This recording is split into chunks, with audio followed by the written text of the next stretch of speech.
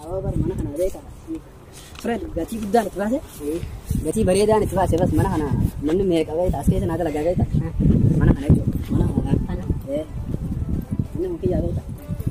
Nama hujud itu tamu ini hujud tapi ya lah. Nama mereka ada lagaga. Lagi aset kita na ubasun deh ta. Tuh kan syarab deh kita na ubasun. Ini nada kita. Oh, cuma kena on deh. Tamu kena aku deh. Oke gue dia. Oke tuh. Ya.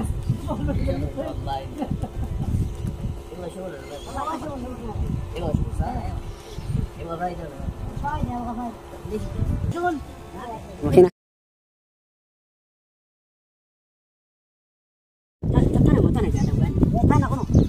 Kunin mo korte lali. Dati mo kami tihata. Kalas sa karto tujaron na ita. Ako sabi.